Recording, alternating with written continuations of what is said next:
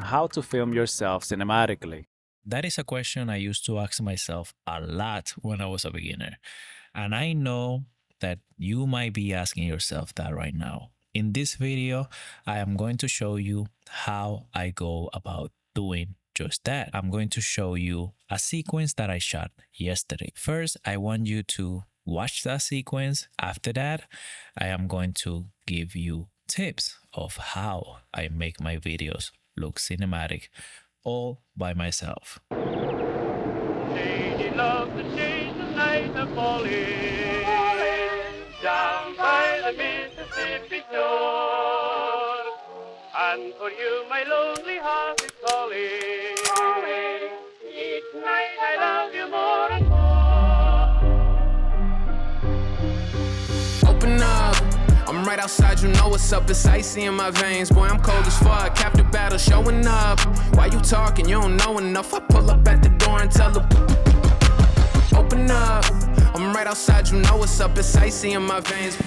Yesterday, it was a very interesting day. To be honest with you, it was cold as Yep.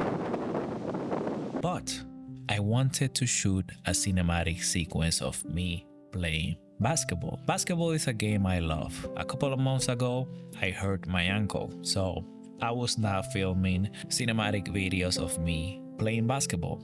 Now I feel a lot better, even though I'm not 100% healed. But I needed to get that basketball sequence. So I picked a location and I made a shot list. In that shot list, I had a whole bunch of ideas. And what did I do as soon as I got to the basketball court to film? I had all those ideas here on my cell phone. I put my cell phone right on my pocket and I never looked at it again. The problem with me is that every time I organize something, once I get to the location that I'm going to be filming at, I like to make everything spontaneous. The reason why I create a shot list or I put my ideas down on my cell phone is so that they stay in my mind. I am pretty good at coming up with ideas, and then once I put it in paper or on my cell phone or on my laptop, they stay in my head. And not only they stay in my head, but then I get more creative ideas once I am on the location shooting. The reason why that happens is because that's the way I have been doing it for a long time. So eventually I got better at it. But when you're a beginner, I suggest that you use something like Milanote or your own notes on your cell phone to put down the ideas that you want. First, choose a location, write the story that you want to tell, then create a shot list for the story, and then go to the place and try to follow it as much as you can. But don't feel limited to just following that. If you feel that you want to take a shot that was not on the shot list, just do it. There are rules of composition and framing I love to follow. One of those rules is the rule of thirds. Even though I don't follow it anymore, this rule, essentially all you gotta do is frame your subject in any of these points. Once you do that, you should be good. It's a very basic rule. There's more to it, but the next one is the rule of triangles. All you gotta do is find triangles or any other shape in your shot, and that is going to make your shots a little bit more interesting. But the one that I follow most of the times is center framing. All I'm doing here is framing my shots right in the middle of the frame. And you might be thinking that is the laziest rule I have ever heard of. And you might be right. But one day I was watching Mad Max and I noticed that every shot they had the subject or the action happening in the middle of the frame. I thought it was really beautiful. So after that, I just borrowed that idea and I put it in my toolkit. Talking about framing, when you are shooting by yourself, a tripod like this or any other tripod is going to be your best friend. Never forget your tripod, because who else is going to hold the camera like a tripod when you don't have any friends? Now you might think that setting the shot on a tripod is a very boring thing to do. One thing you can do to spice things up is something I call painting with movement. Painting with movement is very easy. Basically, you have a subject doing something in the shot. Try to see movement and make your shot interesting with movement.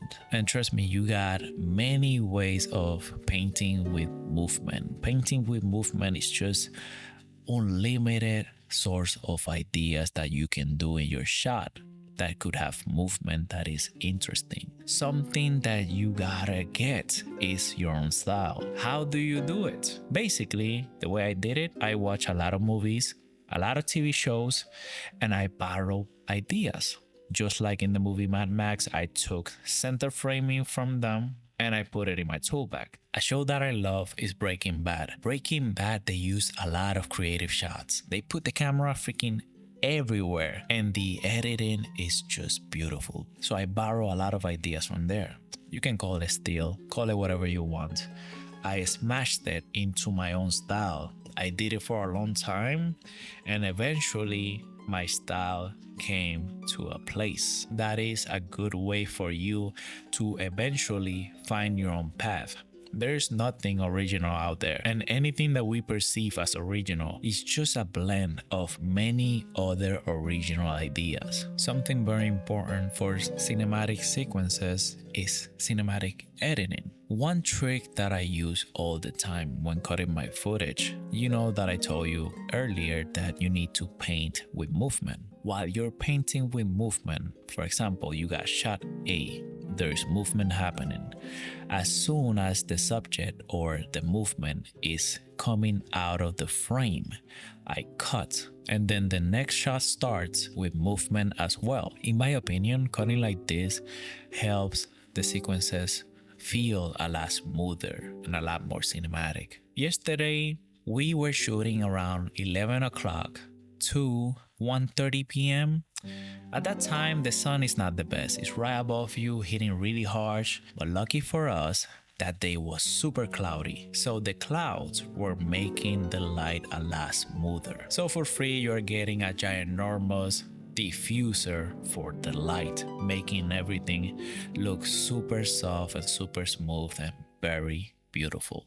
Now, if you want to shoot in another lighting scenario that might be good, but they're adding any clouds out there, try to shoot on when the sun is coming down, right between golden hour and blue hour. Basically, golden hour is first. It's not my preference. A lot of people love golden hour. Everything looks golden and it is not bad. It is not my choice. I like pink hour, which comes right after golden hour. So you get really beautiful pink skies. And I haven't seen many shots like that. After pink hour, you get blue hour. And blue hour is also very, very interesting. Now that lighting is covered, in order to get cinematic images, you need cinematic sound. So when something sounds very cinematic, you are going to make your sequence feel a lot more cinematic. Yesterday, I didn't have any microphones on my camera. So what I did is I borrowed a whole bunch of sound effects. I put it all together and made it sound a lot better. Something I would like to address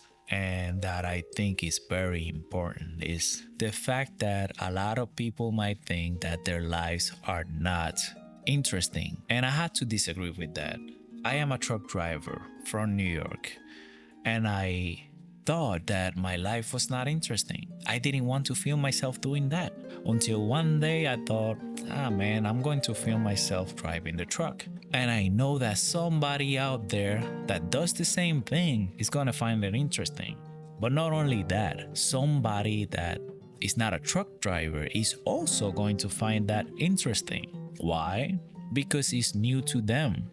Not everybody's doing the things that you do. And even though some people might be doing the same things that you do and they might find it boring, they are going to find you doing those very things interesting. You just see it as boring because you are in your own body thinking that whatever you're doing is boring. But once you film it, it's going to look interesting. So please embrace your life and the things that you do. And remember, life is a movie.